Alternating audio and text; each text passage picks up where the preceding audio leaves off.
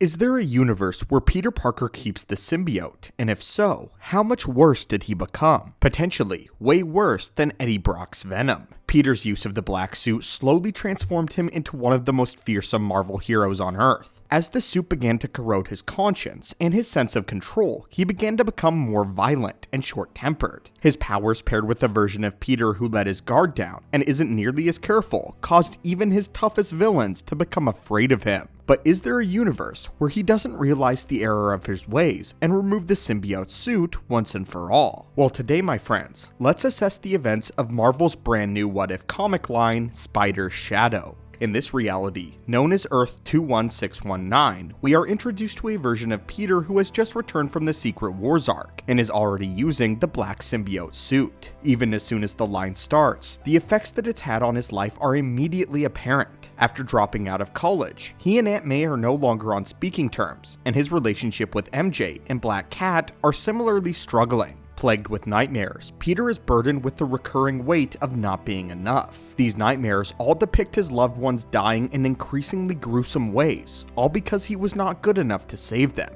This drives Peter deeper and deeper into his addiction with the black symbiote suit, the nightmares placed there by the alien. Over the course of several days, he had the suit analyzed by Reed Richards, only to snap at him when he suggested that the suit's bond might not be healthy for Peter. Reed understood that something was wrong and sought to caution Peter, but ultimately let him go without a fight. Peter subsequently began to threaten several of his villains far more severely than he ever had before, as Spider-Man began to change, struggling with his own internal problems. Feeling truly alone, as the suit begins to take more hold, Peter decides to visit Aunt May in an attempt to mend fences and get some semblance of control back in his life, frightening himself after he threatened his villains. When he arrives at Aunt May's, however, he is confronted by the Hobgoblin, who sets fire to May's house and severely injures her in the process. What's especially tragic about this event is that the symbiote actively refused to go into the fire in order to save May,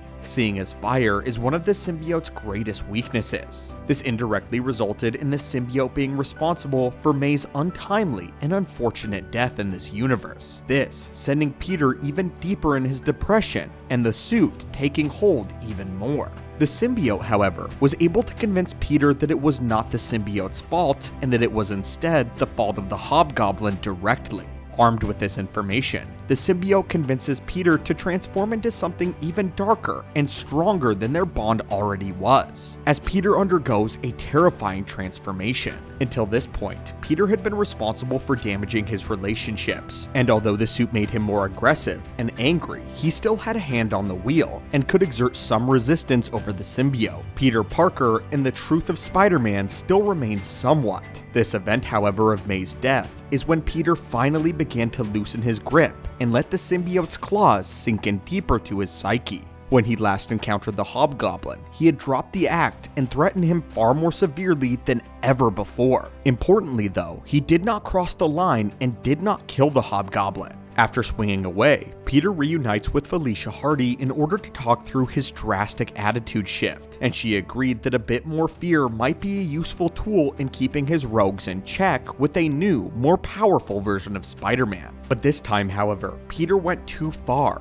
going beyond using fear to keep the Hobgoblin in line. For the first time in Peter's career, he ultimately decided to kill another person, actively. He crossed a line that he'd never been able to truly come back from by crushing the Hobgoblin's skull as he begged for mercy, with this solidifying Peter as something more than just Spider-Man.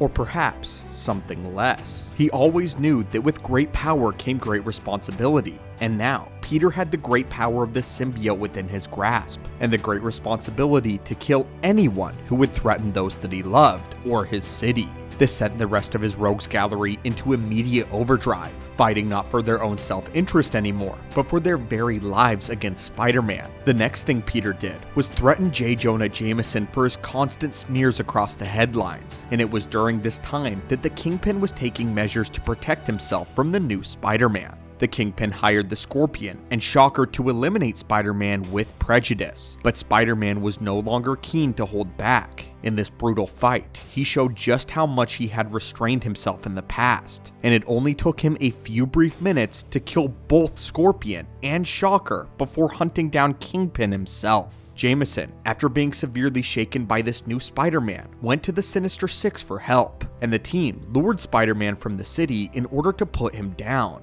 These criminals have never been upstanding citizens, and they largely deserve to be imprisoned for their various crimes. But on this rare occasion, they knew something had to be done about this out-of-control, rageful Spider-Man. And for a time, the 6 of them agreed to unite as heroes against this new threat. When they lured Peter away and fought him, Peter was able to kill 3 of them before Jameson engaged the Spider Slayer Mark V. He and Kraven were able to start a fire massive enough to separate Peter from the symbiote. This left him in a rage, but the symbiote wasn't done enacting its vengeance on this Earth either. Despite Peter being defeated, the symbiote now needed somebody else to blame, and it targeted Reed Richards for warning Peter about the suit. The symbiote believed that Reed had planted doubts in Peter's mind and demanded a sacrifice. The symbiote not only took Reed, but the entirety of the Baxter building, calling the attention of the Avengers. When the Avengers arrived, the symbiote infected many of them with its offspring, very similar to what we see in Insomniac's new game. There, the symbiote infects the city with its biomass in order to create its own slave army, vengeful for being separated from the near-perfect host in Peter. In the end though, Peter is able to ultimately infiltrate the Baxter building,